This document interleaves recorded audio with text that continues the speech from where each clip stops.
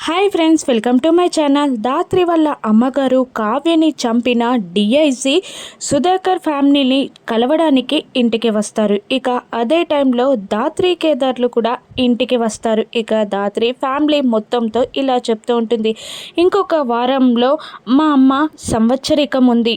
ఆ సంవత్సరికం రోజున 100 మంది పేదవాళ్ళకి అన్నదానం చేయాలనుకుంటున్నాను అని దాత్రి చెప్తూ ఉండగా ఆ డిఐజీ చాలా వెకిలిగా నవ్వుతూ ఉంటాడు. ఎందుకు సార్ అలా నవ్వుతున్నారు అని కేదార్ అడుగుతూ ఉండగా ఇక ఆ డిఐజీ ఇలా సమాధానం ఇస్తూ ఉంటాడు.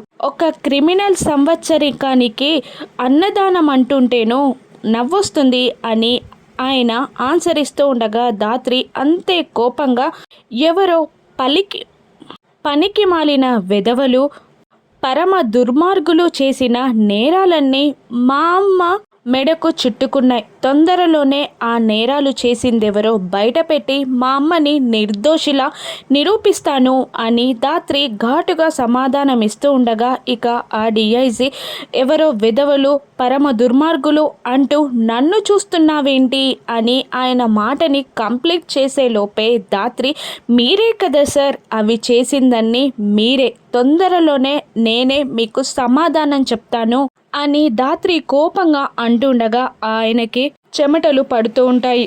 ఇక మీనంతో అతనికున్న సంబంధాలని దాత్రి ఏ విధంగా బయట పెట్టగలదు, కావ్య నిర్దోషి అని ఏ విధంగా నిరూపించగలదో రానున్న ఎపిసోడ్స్లో చూద్దాం. Thank you.